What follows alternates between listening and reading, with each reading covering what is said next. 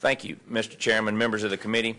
House Bill 36 is a HJR resolution to allow the people of Tennessee to vote on a constitutional amendment to ban the sales tax on food. This would not apply to prepared foods, alcoholic beverages, candy, dietary supplements, or tobacco, only to everyday groceries. As you members of the committee know, Tennessee has a sales tax that is out of line with other states, and our 5.25% sales tax on food, coupled with our other local option sales tax, it's about 9.25% tax on food and food items.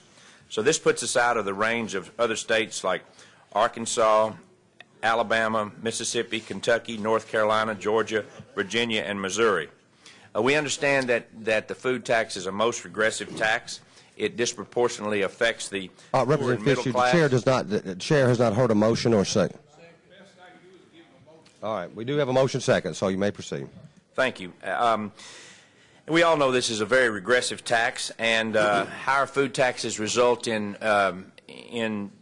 the ability of require people to purchase cheaper, less expensive, or cheaper and unhealthy food, which results directly in a cause of other public health issues, including obesity, high blood pressure, heart disease, and the like. This is a bill that would allow the citizens of this state to vote on the ability to restrict the taxation of themselves to this most basic commodity, that being food. This will put more money in the pockets of Tennesseans, stimulate our local economy, and allow Tennesseans to make a healthier choice. I believe it is a move in the right direction, and will start the process to give Tennesseans the ability to, along with the other constitutional amendments that are coming up, to determine what and how much they want to tax these necessary ingredients of life. Chairman Fitzhugh, I think we have a question. Or Chairman Haynes. Thank you, Leader Fitzhugh. Thank you. I was just looking at this bill, and I noticed it has a $303 million fiscal note, actually more than that.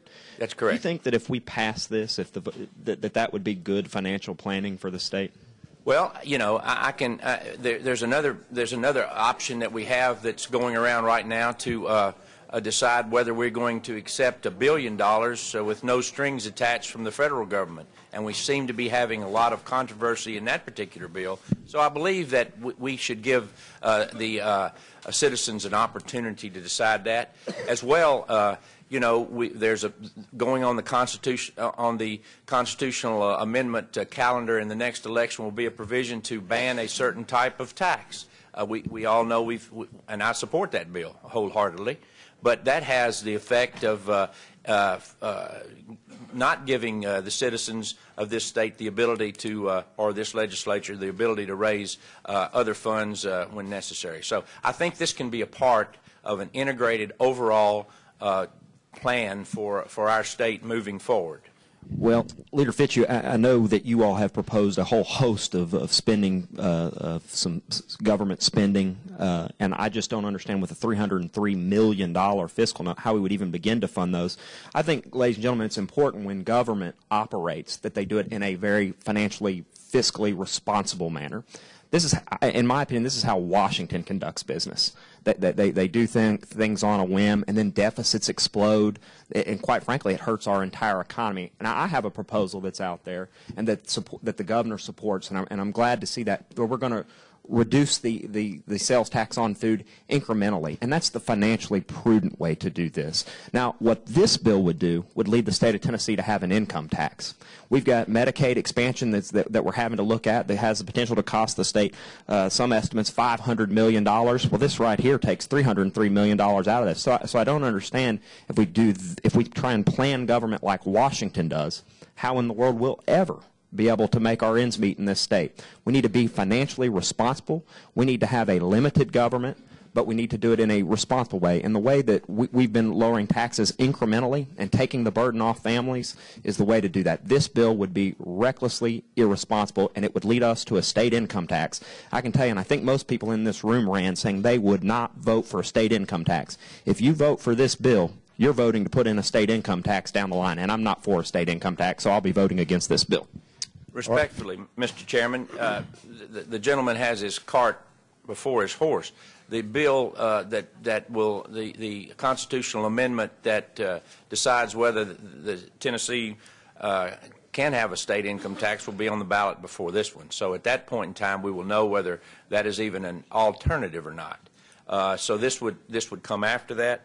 This would be a substantial boost to citizens of Tennessee, and unlike the incremental way where last time we cut the sales tax on food by 1/4% and held the local governments harmless, this time we're only cutting it again 1/4% and are going to require local governments to make up that slack themselves. So I think we need a broader approach to tax planning in this state, to financial planning, and this is just one ability to allow us to do that. So I disagree with the gentleman when he said that this was irresponsible. Representative Shaw.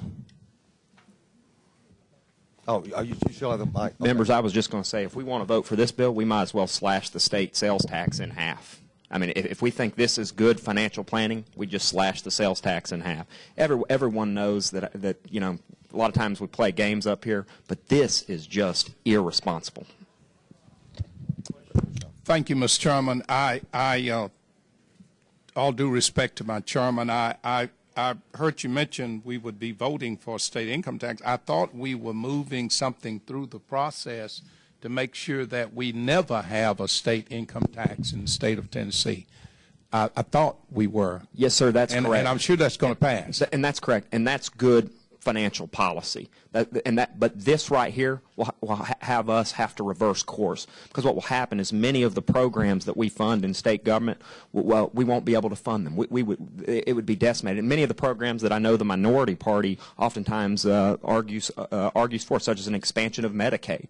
I know that's one thing that y'all are very big. It's going to cost the state $500 million, and this right here will unfortunately, if we pass this, I know the voters are smart enough, and they would end up having to reject our amendment to ban a state income tax if they knew this was coming.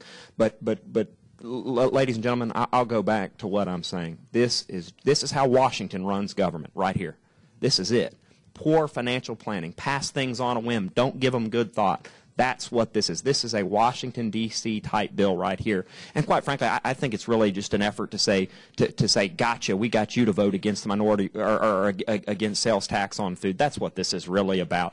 But like I said, the majority party is doing this in a financially responsible way. So with that, Representative Shaw, I think you still have the just mic. cannot vote for this. And I appreciate what you said, Mr. Chairman. I really do, although I can't say that I agree with everything that you have said. I think what we really need to do when it comes to food taxes and state income taxes, I think we need to put both of them on the ballot. I really think if we're going to be fair, we should say, citizens of the state of Tennessee, what type of taxation do you want to fund the state with? Do you want to fund it with the state income tax, or you want to fund it with the food tax? That would probably be the most responsible thing to do. And I know this probably won't pass out, but I don't think it's playing games. I think it's just saying here that we have a choice. But nevertheless, I thank you for bringing the bill, Mr. Chairman, and I appreciate it. And I don't think it's irresponsible, just for the record. A question on the bill. Is there objection to the question? I would ask for a roll call vote. I do want to get that right this time, a roll call. You're asking for a roll call vote. I don't see objection to a roll call vote, so we will proceed to vote on House Bill HJR 36. And Mr. Secretary, would you call the roll? Representative Butt. Representative Evans. Chairman Haynes. Representative Shaw. Yes. Representative Williams.